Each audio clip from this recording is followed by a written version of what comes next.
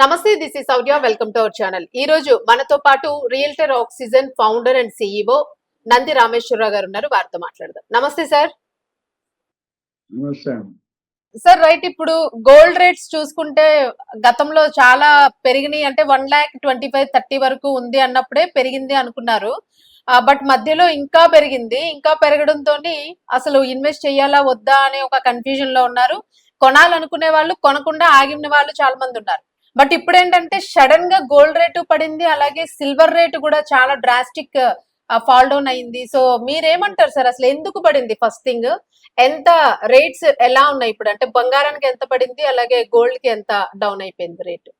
ఇది రోజు మాట్లాడుకునే అన్నిటికీ తిరగని సబ్జెక్ట్ ఇది. ఏంటంటే పడుతుంది, పెరుగుతుంది, పడుతుంది, పెరుగుతుంది. ఇది మన కంట్రోల్లో అనేది లేదు. కాకపోతే ఇక్కడ ఏంటంటే నేను అంత ముందు వీడియోలో కూడా చెప్పాను చాలాసార్లు, పెరుగుట విరుగుట కొరకే. ఎప్పుడైతే పెరిగిందో అప్పుడు తగ్గుతుంది పక్క.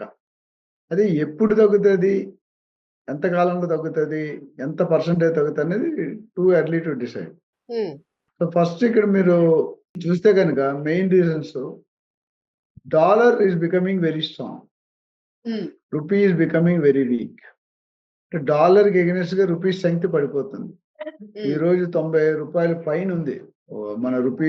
ఒక $1 equal to 90 rupees, which is two లో. అంటే మనకి తగ్గాలి కానీ జనాలు పెరుగుతూ ఏమనుకుంటారంటే 90 అంటే పెరిగింది అనుకుంటారు. పెరగలేదు. Actually we became weaker. ఎప్పుడైతే 75-80 వస్తుంది అప్పుడు స్ట్రాంగర్ అవుతుంది. దీనికి మెయిన్ రీజన్ ఏంటంటే, ట్రంప్ గారు ఎవరైతే ఉన్నారో, big boss American president, no country has to surpass them. మనం ఎప్పుడు మన కాలు కింద చెప్పులాగా ఉండాలి. సుప్రీమసీ మెయింటైన్ చేస్తాం. ఈ want be super hero, super man అంటారు కదా. సూపర్ హీరో అంటే మనం ఎప్పటికీ ఎన్నప్పుడు ఆల్ టైమ్ హై ఉండాలి. మనం మనకంటే చిన్నోడు ఉండాలి కానీ మనకంటే పెద్దోడు ఉండకూడదు. ఇది ఆయన వైఖరి. సో రెండోది ఏమైందంటే, సెంట్రల్ రిజర్వ్స్, ఫెడరల్, అమెరికాలో అయితే ఫెడరల్ రిజర్వ్స్ అంటారు, ఇండియాలో మిగతా కంట్రీలో సెంట్రల్ రిజర్వ్. అంటే ఏంటంటే ఎప్పుడు ప్రతి కంట్రీ కూడా కొన్ని నిధులు ఉంటాయి. ఆ నిధులు ఏంటంటే ఎమర్జెన్సీ అప్పుడు వాడుకుంటాము. ట్రంప్ కార్డ్ లాగా.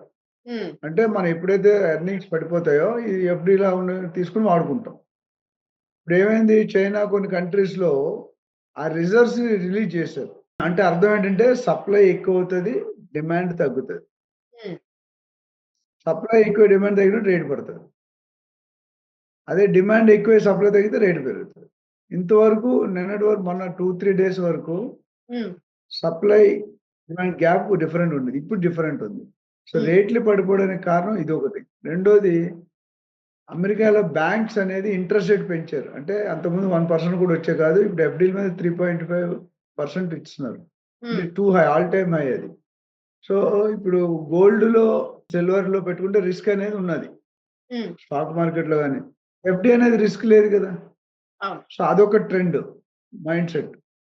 ఇది కాకుండా మదర్ ఆఫ్ ఆల్ డీల్స్ అని, మదర్ ఆఫ్ డీల్స్ అని మన యూరోపియన్ కంట్రీస్ తో మోడీ గారు ఒప్పందంకి వచ్చారు. ఏంటంటే ఇప్పుడు ఏదైతే తారీఫులు 60% నుండి 150% వరకు ఉన్నాయో, అది 40% కి 10% స్లాబ్ తగ్గిస్తా అన్నా, which is a very positive sign. దీనివల్ల 2 కోట్ల మంది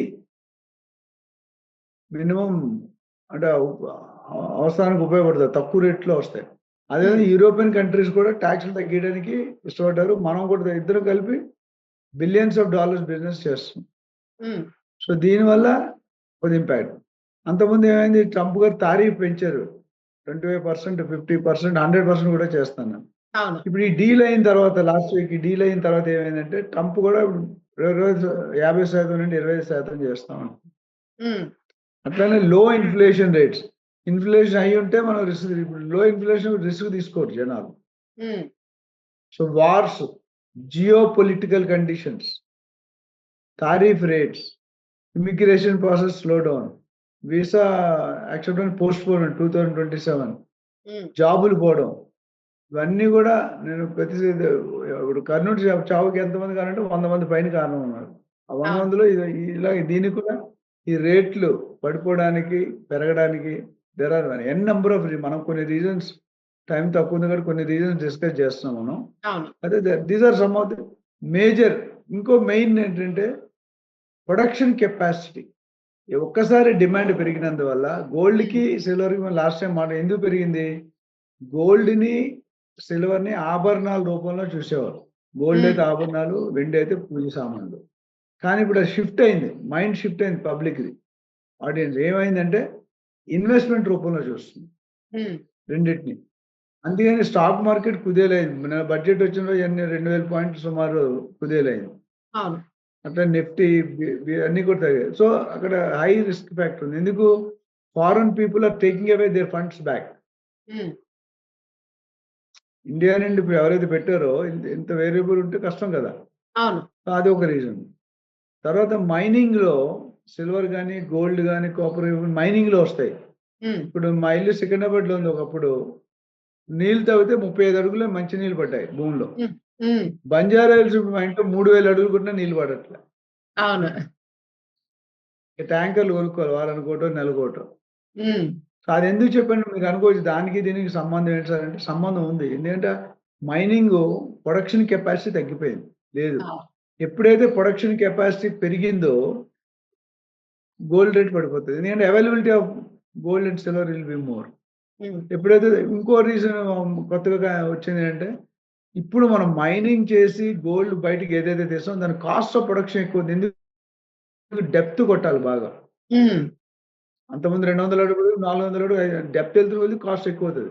హై రేట్ పైకి వెళ్తున్న కొద్ది రేట్ అవుతుంది, డెప్త్ వెళ్తున్న rate cost of production. So ఆ రేటు ఇప్పుడు మార్కెట్ అవైలబుల్ ఉన్న గోల్డ్ రేట్ కంటే ఎక్కువ ఉంది. సో దీస్ ఆల్ ఆర్ సమూలంగా అన్ని కలిపి రీజన్స్ ఇవి. సో మరి పెరుగుతుందా తగ్గుతుందా ఎప్పుడు కొనాలని అన్నారు మీరు. డెఫినెట్ గా కొనుక్కోవాలి. ఇప్పుడు నేను ఒక 3 months బ్యాకే చెప్పాను సిల్వర్ 4 lakh టచ్ అవుతుంది, గోల్డ్ 2 lakh దాకా వెళ్ళిపోద్దని. ఇంచుమించు అంతే వెళ్ళిపోయింది. 1 lakh ప్రిడిక్షన్ అంటే నేను అంత కరెక్ట్ చెప్పలేదు కానీ ఇప్పుడు కరెక్ట్ అయింది. మార్నింగ్ నుండి కూడా 2-3 ఛానల్స్ ఇదే చెప్పాను. ప్రిడిక్షన్ కరెక్ట్ అయింది సార్ అంటే నేను ఐఎమ్ నాట్ ఎ గాడ్, ఏదో నాకున్న అనాలిసిస్ ఎక్స్పీరియన్స్ బట్టి we try to guess. So కొనుక్కునే వాళ్ళకి నా సజెషన్ అంటే ఇప్పుడు అవసరం అయితేనే కొనుక్కోండి. డబ్బులు ఉన్నాయి కదా అని కొనుక్కోరు. సింహం నవ్వింది కదా అని ఫోటోగ్రాఫ్ తీసుకుంటే ఫోటోలో శౌర్యం ఉండదు, సింహం ఉంటుంది. అందుకని నేనేమంటే మీకు కంపల్సరీ పెళ్లి ఉంది, శ్రీమంతం ఉంది, బర్త్డే ఉంది, ఏదైనా ఫంక్షన్ ఉండి అన్అవాయిడబుల్ రీజన్స్ అయితే కొనుక్కోండి. డబ్బులు ఉన్నాయని కొనుక్కోవడం మేబీ నా ఒపీనియన్ అంత కరెక్ట్ కాదు. ఓకే సార్, ఇప్పుడు చాలా చెప్పండి సార్. రేట్లు మళ్ళీ పెరుగుతాయి కూడా. ఇప్పుడు పడింది కానీ ఇప్పుడు కరెక్షన్ అనేది ఎప్పుడు 0 లెవెల్కి వెళ్ళదు. న్యూటన్స్ లా ప్రకారం ఏదైనా ఒక బంతి పైకి ఇస్తాం అనుకోండి, రాయి కానీ బంతి కానీ వెళ్ళడానికి 15 సెకండ్లు పడితే పడవడానికి కింద పడిపోవడానికి 5 సెకండ్లో పడిపోతుంది.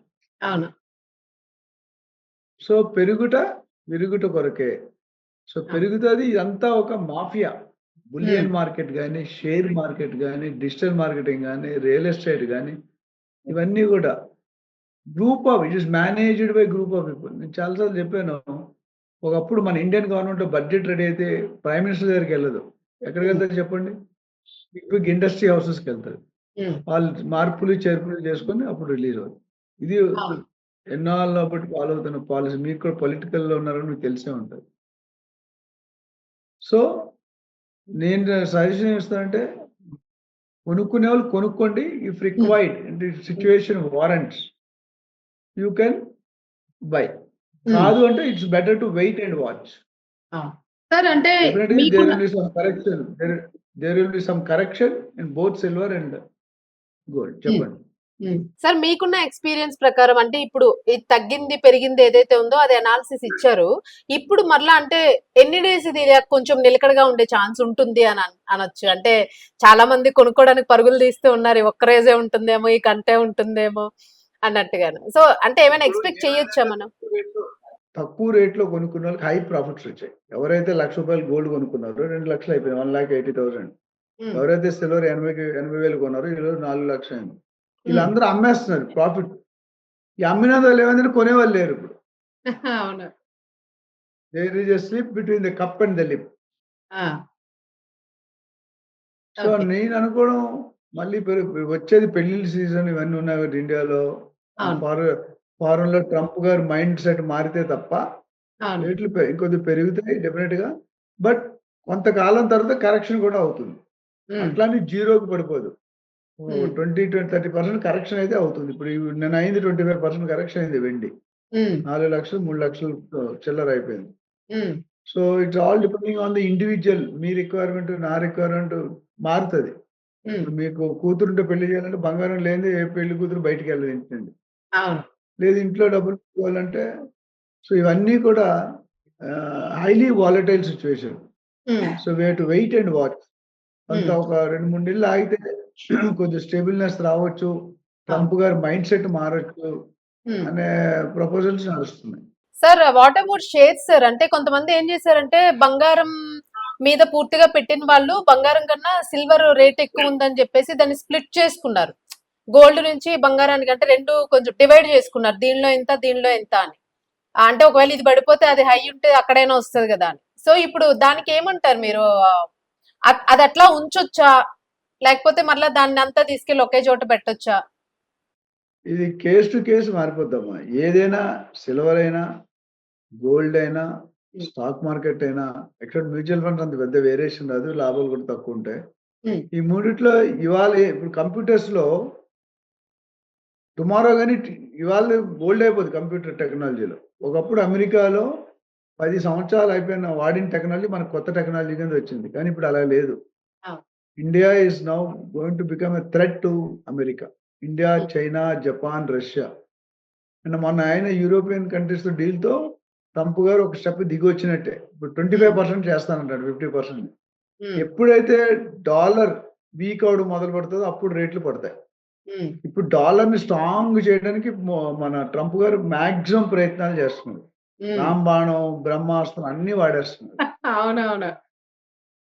అర్థమైందా? కానీ entire world is against America. Maximum entire అనగానే maximum majority of the countries are not happy um, with the decision taken by Donald Trump గారు. ఉమ్, సో అందుకని నేనేమంటానంటే స్టాక్‌లో ఎవరు పెట్టుకోవాలనుకుంటే దాని మీద అవగాహన ఉన్నోళ్ళు పెట్టుకోవాలి. ఉమ్. స్టాక్ మార్కెట్ అనేది కంప్యూటర్ మీద బుర్ర పెట్టుకొని మార్నింగ్ లెగ్గానే కూర్చోవాలక్కడ. అవును. ఎవ్రీ సెకండ్ క్షణం మారుతుంటది. ఉమ్, మీకు నాలెడ్జ్ లేకపోతే డిపాజిట్ కోల్పోతారు. ఎమ్మెల్యే, ఎంపీ ఎలక్షన్‌లో డిపాజిట్ ఎలాగో ఈళ్ళు కోల్పోతారు. ఉమ్, సో, నా సజెషన్ జనరల్‌గా నా అనుభవం ప్రకారం నేనేం చేస్తానంటే, నేనేం చేస్తానో చెప్తే మీకు నచ్చితే మీరు వాడుకోవచ్చు. ఉమ్. మీ దగ్గర ఒక రూ. 1,00,00,000 ఉన్నాయనుకోండి. ఒక 25, 30, 35% రియల్ ఎస్టేట్‌లో పెట్టండి. ఉమ్, ఓ 10, 15% స్టాక్ మార్కెట్‌లో పెట్టండి. ఓ 20, 25% గోల్డ్‌లో పెట్టండి. ఓ 10% బాండ్స్‌లో పెట్టండి. 10% మ్యూచువల్ ఫండ్స్‌లో చేయండి. So, we are mitigating the risk. అంటే don't keep all eggs under one basket. Um. మనం నోరు జారినా, కాలు జారినా, బ్యాగ్ జారినా ఒకటే ఎఫెక్ట్ ఉంటది. మళ్ళీ అవును. వెనక్కి రావు. అవును. అంతే కదా! నోరు అంతే. జారినా, కాలు జారినా, బ్యాగ్ జారినా మూడిటికి ఒకటే అవును. Synonymous effect.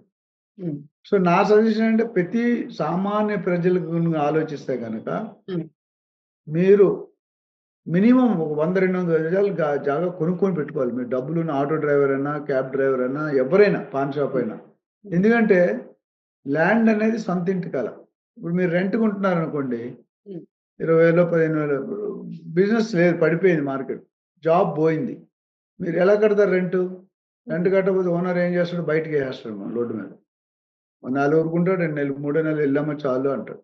అప్పుడు నీ పరిస్థితి కరోడ్‌పతి సే రోడ్డుపతి బన్ జాయేగా. దానికోసం నేనేం చెబుతానంటే 200, 300 గజాలు మీకు ఎంత దూరంగా సిటీకి దూరంగా దగ్గరలో ఎట్లా కొనుక్కోలేరు. 4,00,000, 5,00,000 పెట్టి ఎవరు కొనుక్కోలేరు. ఉమ్. కొనుక్కుంటే రేపొద్దున వీళ్ళు ఎవరైనా తగిలేసి బిజినెస్ మీకు కనీసం గుడిసేసుకొని పచ్చడి మెతుకులు తిని బతకొచ్చు. ఉమ్, గోల్డ్ కూడా పెట్టుకోమంటాను. గోల్డ్ కూడా ఒక పావు కేజీ ఇప్పుడు కాదు లాస్ట్ 2, 3 ఇయర్స్ నుంచి చెప్తాను. గోల్డ్ కూడా ఒక పావు కేజీ నుండి అర కేజీ ఇంట్లో ఉండాలి స్టాక్. అట్లని ఇప్పుడు లేటెస్ట్‌గా సిల్వర్ కొనుక్కోమంటున్నాను. ఉమ్. రానున్న రోజుల్లో కాపర్ కూడా ఆల్రెడీ కాపర్ కడ్డీలు అమ్ముతున్నారు బయట ఇప్పుడే. అవునంట సార్. అవును. ఉమ్, కాపరు, బ్రాంజు, బ్రాస్ ఇవన్నీ కూడా మెటల్ ట్రేడింగ్‌లో కాస్ట్ పెరిగిపోయింది. ఇన్పుట్ కాస్ట్ పెరిగిపోతుంది. ఉమ్, మైనింగ్ కాస్ట్ మెటల్ ఎక్కడి నుంచి వస్తుంది? మైనింగ్. మైనింగ్ చేయాలంటే లోతుకెళ్ళాలి. లోతుకెళ్ళాలంటే ఖర్చు ఎక్కువ పెట్టాలి. అవును. ఈ కాస్ట్ పెరిగినప్పుడు ఆటోమేటిక్ టైటానియం, ప్లాటినం ఇవన్నీ కూడా రేట్లు పెరుగుతాయి. అవును. ఈ సిల్వర్ పెరగడానికి కారణం అదే. ఉమ్, కాంపోజిషన్ ఆఫ్ మెటల్ ఏవైతే ఉందో మెటల్ పర్చేస్ కొనేటప్పుడు ఇన్పుట్ కాస్ట్ పెరిగితే అవుట్పుట్ కాస్ట్ పెరుగుతుంది. సో ఓవరాల్ గా I think people should wait and watch keenly, take decision whenever it is. Thank you sir, thank you for your analysis and suggestions. Thank you sir. Thank you అమ్మా.